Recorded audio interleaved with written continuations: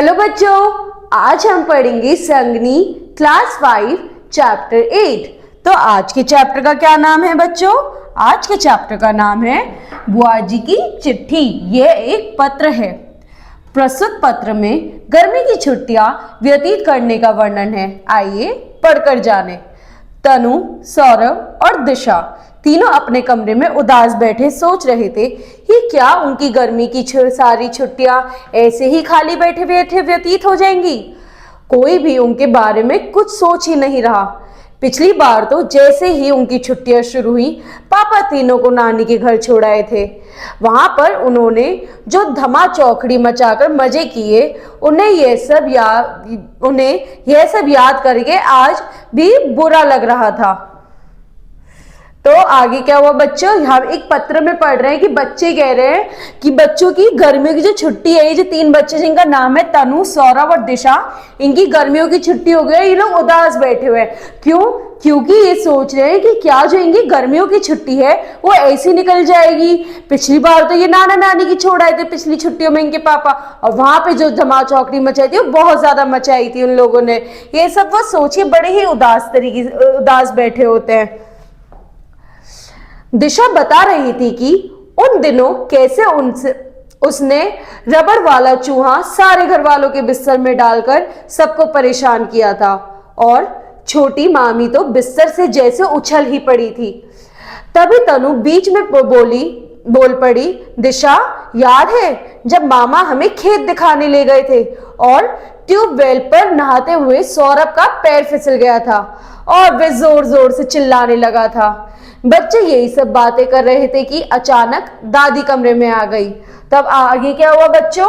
आगे हुआ कि वो सब बच्चे अपनी गर्मियों की जो पिछली छुट्टी थी उसके बारे में सोच रहे थे। वो उस टाइम की बात सोच रहे थे कैसे एक बार उन्होंने एक नकली रबड़ का चूहा लेके सारे घर वालों को परेशान कर दिया था। कैसे उनकी जो सब लोग उनके तकियों के नीचे, अपने घर वालों के तकियों के नीचे लगा देते थे, और जो मामा थे वो उनको किस तरीके से आपस में वो ये भी कॉन्वर्सेशन करने लगे, बातें करने लगे कि उनके मामा ने खेत भी लेकर जाया करते थे खेत दिखाने। वहां पे जो ट्यूबवेल थी, यानी जो वहां पे कुआं था, वहां पर किस तरीके से एक बच्चे का पैर फिसल गया था और वो चिल्लाने लगा था। इतने में वो ये सब बातें कर रहे होते कि वहां पे उनकी दादी आ जाती है। तीनों बच्चे फिर से शांत होकर बैठ गए। दादी बोली, तुम्हारी बुआ की चिट्ठी आई है और उन्होंने तुम्हें बुलाया है।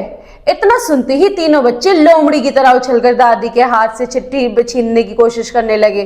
तब दादी ने चिट्ठी को पढ़ना शुरू किया। अब आगे क्या हुआ बच्चों? आगे इनकी जो बच्चे जब ये आपस में बात ही कर रहे थे, इतने में इनकी दादी के हाथ में चिट्ठी लेकर आती है और बच्चों से कहती हैं कि तुम्हारी बुआ की चिट्ठी आई है, वो तुम्हें बुला रही है। जितने भी बच्चे आके दादी से चिट्ठी लेने की कोशिश ही करते हैं कि दादी वो चिट्ठी पढ़ना शुरू करती हैं। प्रिय सौरभ, दिशा और तनु, तुम सबको ढेर सारा प्यार। मुझे पता चला है कि तुम्हारी गर्मियों की छुट्टियां हो गई हैं और इस बार अभी तक तुम लोगों का कहीं जाने का कोई प्रोग्राम नहीं बना, इसलिए मैंने सोचा कि क्यों ना इस बार तुम तीनों मेरे पास आ जाओ। यहाँ पर सूरज व सलोनी की भी छुट्टियां हो गई हैं और वह भी कहीं नहीं जा रहे, क्योंकि उन्होंने इस बार तुम सबके साथ मिलकर कुछ अलग ढंग से छुट्टियां मनाने की प्लानिंग की है। तो यहाँ पे जो इनकी बुआ है वो क्या कहती है?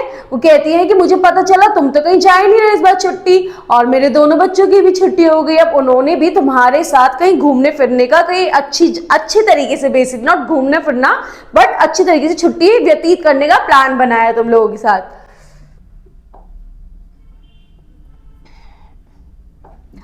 अभी कुछ दिनों बाद हमारे गांव में एक बड़े मेले का आयोजन किया जाएगा, जिसमें बड़ी बड़ी दुकानों के साथ ऊंचे ऊंचे झूले, घोड़ा गाड़ी, नट, मदारी आदि के साथ भी बहुत कुछ आने वाला है।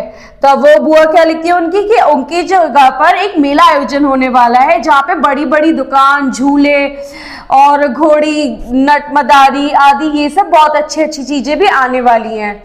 और तुम्हें याद होगा एक बार जब तुम सब पहले यहाँ आए थे तो तुम्हारे फूफा जी पास ही दीनू काका के आम के बाग में लेकर गए थे, जहां तुमने अपनी पसंद के आम खूब जमकर खाए थे। इस बार उनके बगीचे में आम के साथ साथ अंगूर, संतरे और लीची के फल तैयार हो गए हैं और उन्होंने तुम सबको बुलाया भी है। तो आगे उनकी बुआ क्या लिखती है खत में? उनकी बुआ लिखती है खत में कि पिछली बार जब तुम आए थे तो तुम्हारे फुफा जी ने तुम्हें आम के बगीचे दिखाए थे और तुम्हें जमकर आम खिलाए थे। आम अब जिनके घर में आम निकल रहे थे, जिनके बगीचे में, वहां पर अंगूर भी निकल रहे हैं, आम भी निकल रहे हैं, बहुत लीची भी निकल रही है। तो इस बार जब तुम आओगे वह भी तुम्हें याद करे, आओ और हम ये सारे फलों का आनंद लेंगे। मैंने तुम सबके लिए आम का खट्टा और मीठा अचार भी बनाया है। तुम्हें पता है कि तुम्हारी सलोनी दीदी ने घर का एक बड़ा कमरा सिर्फ इसलिए तैयार किया है कि तुम सब बिना किसी परेशानी के मिलकर छुट्टियां का आनंद उठा सको। मैं 1-2 दिन में तुम्हें लेने तुम्हारे फूफा जी को भेज दूंगी। तुम सब तैयार रहना। माँ को और भैया भाभी को मेरा प्रणाम करना। तुम सबको बहुत बहुत प्यार। तब वो आगे क्या कहती है उनकी बुआ जी खत के एंड में कि जो मेरी बच्ची है उन्होंने तुम्हारे लिए पूरा एक कमरा खाली कर रखा है, बिल्कुल तैयार कर रखा है ताकि तुम उसमें रह सको और अच्छे से छुट्टियां व्यतीत कर सको।